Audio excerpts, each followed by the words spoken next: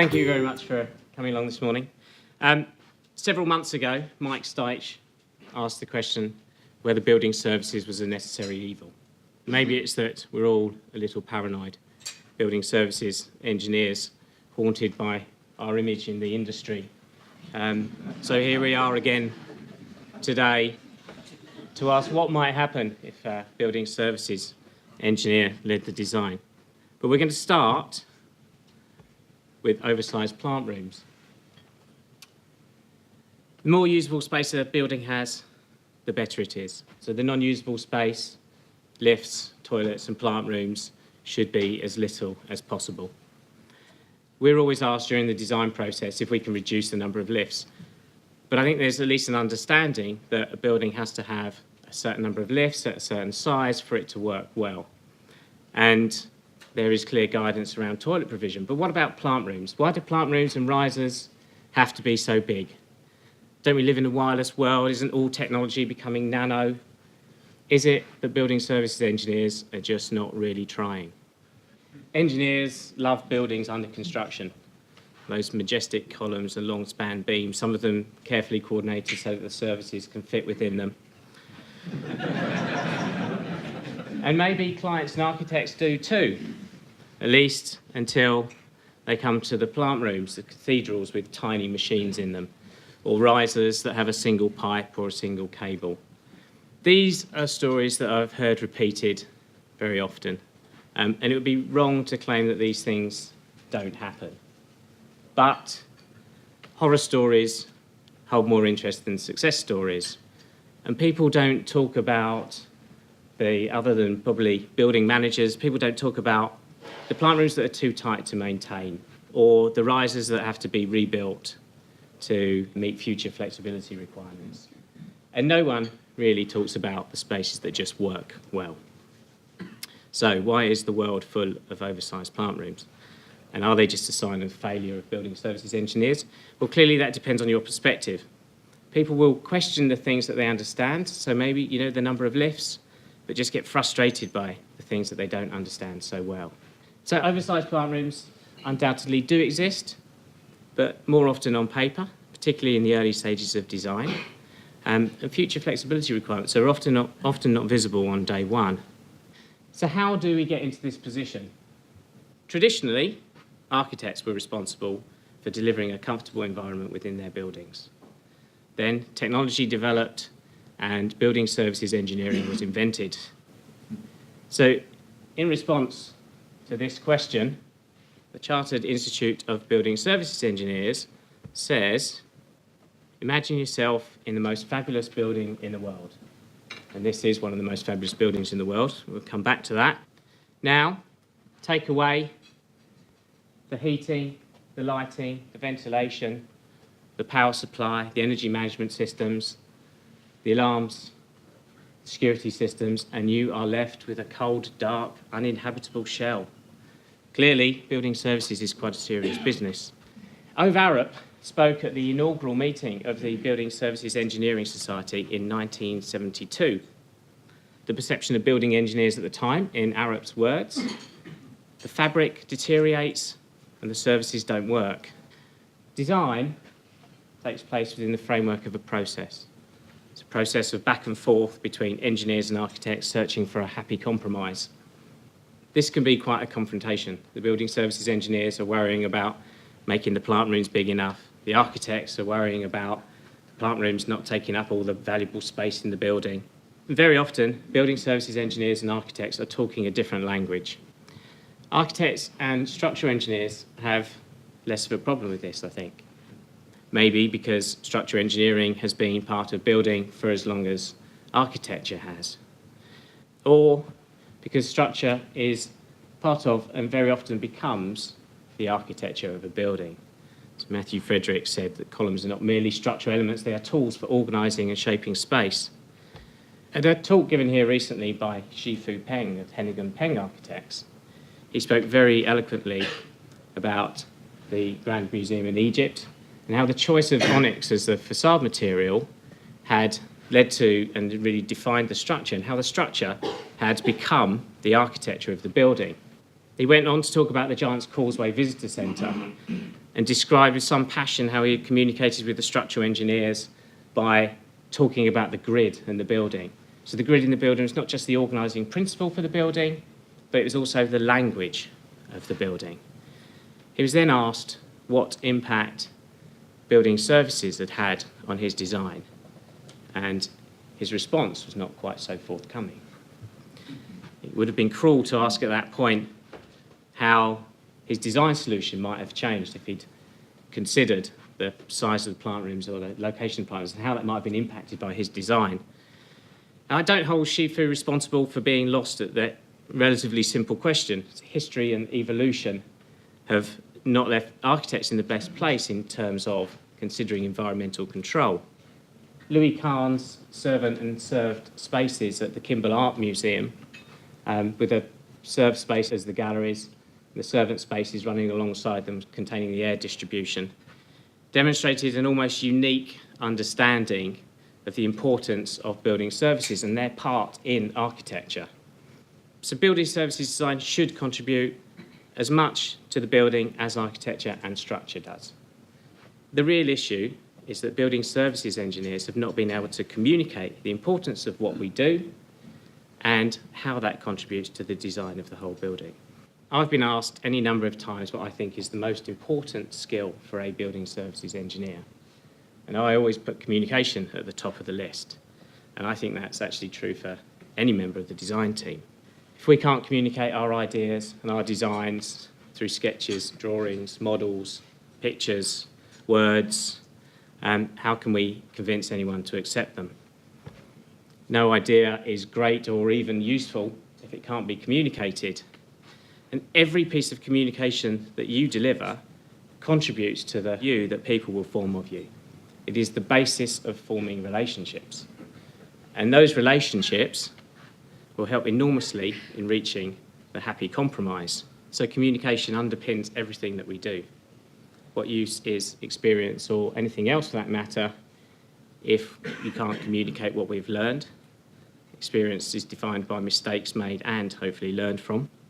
Some years ago, I visited a plant room in a gallery. I was told that the second boiler had only ever run up to 25% of its capacity. The third boiler had never been turned on. Oversized plant rooms because of oversized plant, or maybe actually undersized plant rooms because of oversized plant.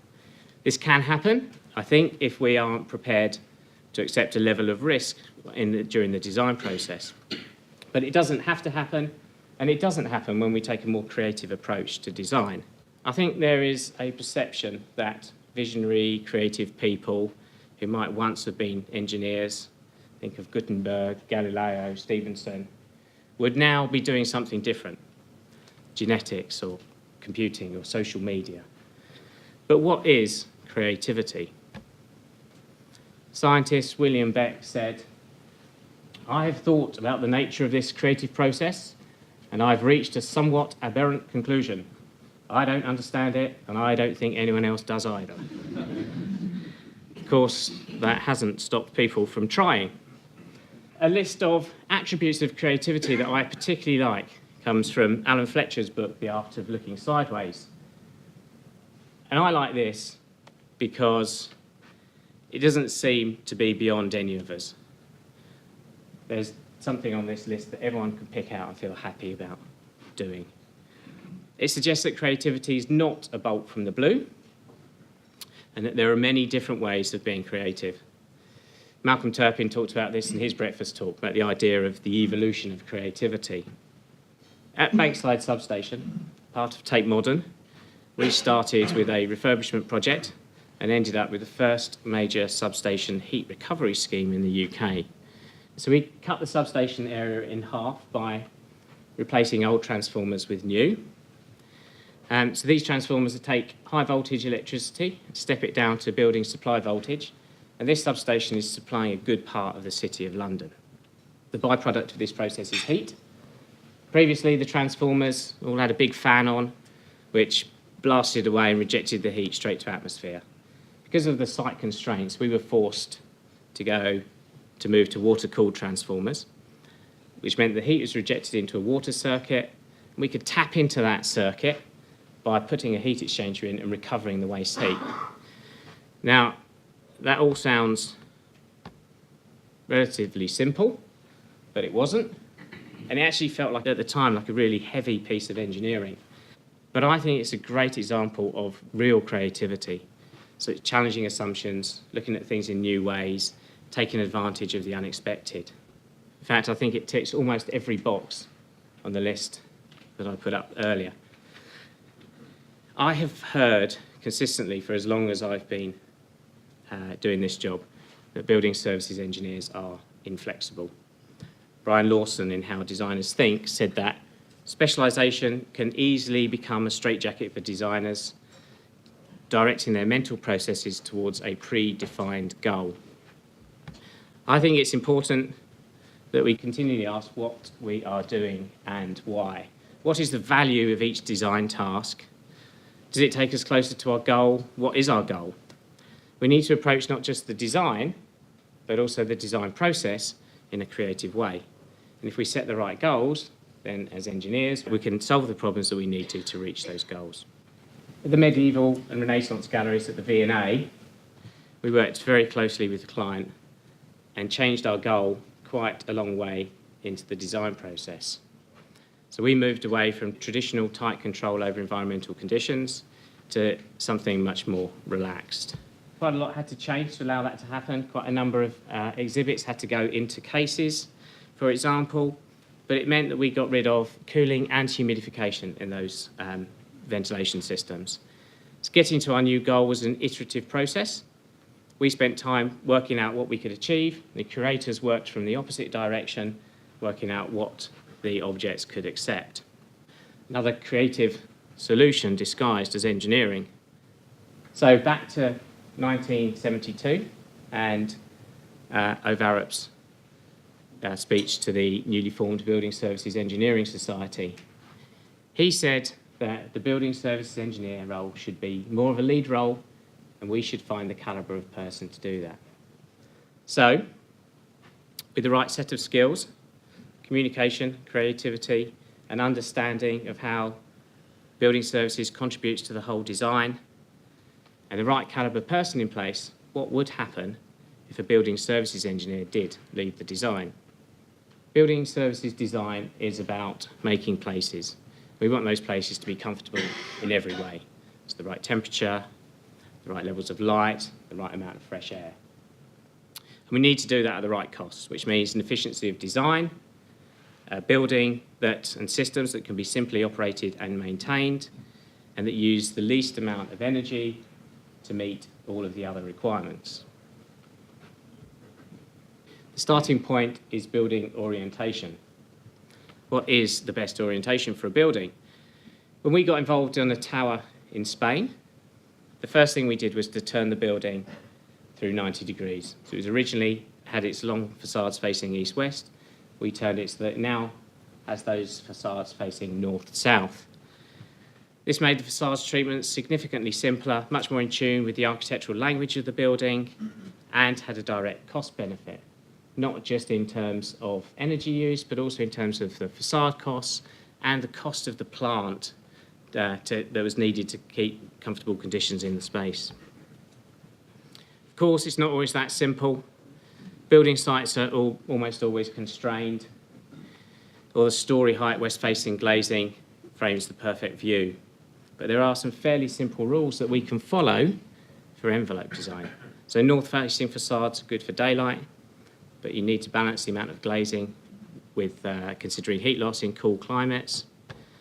South-facing facades can be simply shaded with horizontal elements. West-facing facades are difficult in warm climates, and the best solution is probably just to keep glazing to a minimum. In all cases, optimising daylight by careful glazing design and location will result in minimum energy use.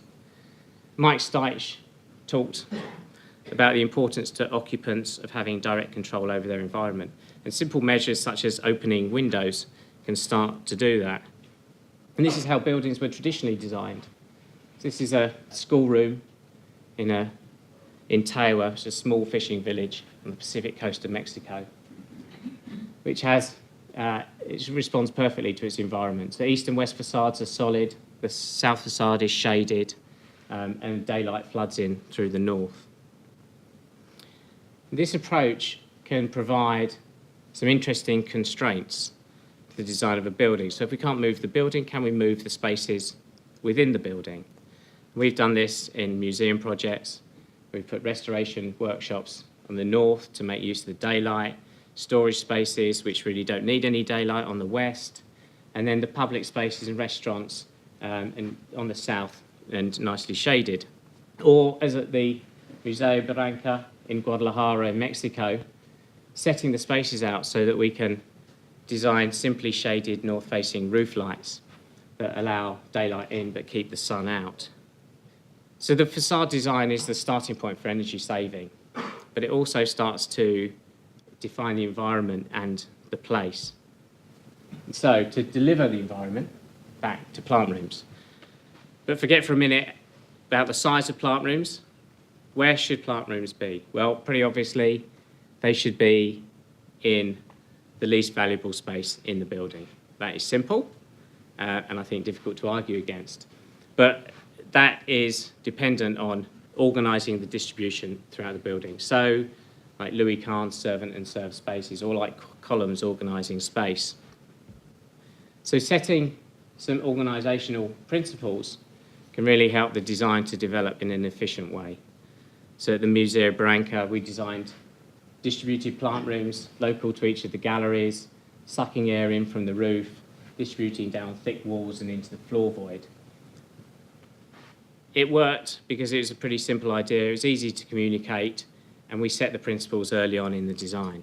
Working in 3D or BIM from an early stage allows us to fully coordinate and integrate building services into the design. This is our Stage D model for the new Warner stand at Lord's, which we've just submitted for planning. And projects like this, where the construction programme is really constrained, in this case by having to work between cricket seasons, having that level of information at an early stage allows us to speak to the contractor about the design and installation to really maximise the efficiency and speed. It also allows us to think about services distribution at the smaller scale. There's more obvious architectural input here and perhaps a greater opportunity for creativity. So how can we make the services disappear? Can we find a better way to organise services so that they seem to disappear? So for the new temporary exhibition galleries off Exhibition Road for the V&A, we have a folded plate structure which supports the courtyard and creates a huge open plan, column-free gallery space below. The folded plate structure defines the ceiling, which is the key architectural expression in the space, and the services are hidden within the peaks and troughs of that ceiling. It will be a beautiful space with services, architecture and structure all wonderfully coordinated. So what does all this mean?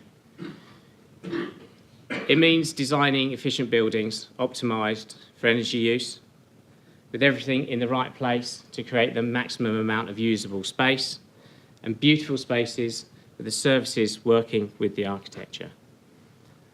I don't believe that building services engineers should lead the design, but I do think that we should take responsibility as if we were. As Farah said, I was in Miami last week for the opening of the Perez Art Museum. It's impossible to describe just how good a building it is.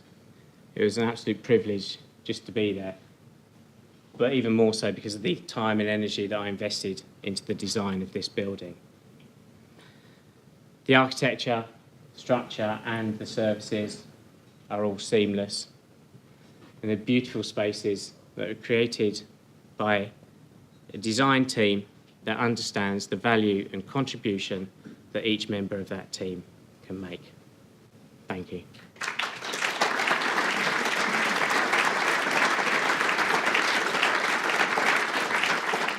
Any questions? I've got a question. You showed some very beautiful buildings. Yeah. At the more sort of workaday end of the construction procurement, a lot of M&E is procured by specialist subcontractors. and you hand over at a certain stage. And I wondered if, in your view, oversized or undersized plant rooms you end up with could be a function of that handover and that loss of continuity of the strategic engineering input, that gets lost at that handover stage, instead of going through to completion like you have on these wonderful galleries. Yeah, I mean, actually, we've. I think you have a good point. I mean, projects that that I've worked on where we have handed over and we haven't retained any role, then there is a risk. I don't think not necessarily so much of ending up with oversized plant rooms, because those sort of things are very often set by that point. But I think there is a risk that the interfaces between systems get missed from that process. But I think setting clear guidelines in an early stage of design, and maybe you working in BIM will really help to define the spaces that are required within the buildings for the plant. So I think it should be possible that those are fixed at the stage of handover. In an office area, as a developer, you look to get perhaps 75% minimum as a net lettable area, which leaves perhaps 25% for stairs, toilets. And how much for plant rooms? What sort of percentage would you begin to feel was inappropriate or as a target? It varies a lot, different building types, but for an office, somewhere around 10% for plant area is about right. And then as buildings become more heavily serviced, then it goes up and up, and lab buildings could easily be 20-25%. That one won't get built. Has a different functionality, isn't it? Different end use. I thought it was really, really interesting. I'm involved with Andy on the Victoria and Albert Museum new exhibition space, which is the design is completed. We're just about to go into contract. I was really interested in what he had to say about the use of 3D modelling and how that's been used in the design process. And yeah, his angle on whether the M&E designer, the building services designer, should lead the design process. There was a bit that was missing. I was just talking to him after the presentation to ask him if ever a building services engineer had led the design team, and perhaps there's a case for it in heavily serviced buildings, perhaps not galleries, but maybe laboratories or hospitals or things like that. So yeah, he was going to go away and see if that was the case. But I found it really interesting, and yeah, enjoyed the presentation enormously. Yeah. Yes, Andy covered a concept that was one that we all have to deal with in many different aspects of the work we do, and I thought he was very incisive in a lot of the decisions he was taking in terms of sizing, how you come across and how you make those decisions. So from that point of view, it was very good. I believe that it's something that we all have to address in all the projects we do, whether it be high-rise building or power stations or London Underground and stations. We've worked on many of those in the last few years. So yeah, brilliant talk, and I believe that it was something that we all should address. Oh, well, I enjoyed it very much, and I'm very glad that the profile of the services engineer is being recognised, because it's such an important part of the building process. And I've worked with Arup for many years, and I've always valued that sort of contribution to the design process. The most interesting point was the communication. I understand quite a lot about services engineers and structural engineers. I've always had an interest in it, and I think that's where a lot of it falls down. People turn a blind eye to what's going on in services and don't understand it. Plant rooms should be of certain sizes, so you have regulations for that. You need standoff for electrical plant, 1.8 metres I think it is for electric shock, etc. And all that doesn't get communicated to people. So when you do walk into a big plant room, you think it is big, but it's big for a purpose. Procurement is another thing. So when you're designing services, you have to be flexible for procuring different sorts of plant, etc. So everybody needs an understanding to what goes into a plant room and space planning. And I think if people showed an interest, then services engineers would be more flexible or interested and willing to do other things and be more challenging to their designs. But yeah, I do enjoy the talks. I think they're fantastic.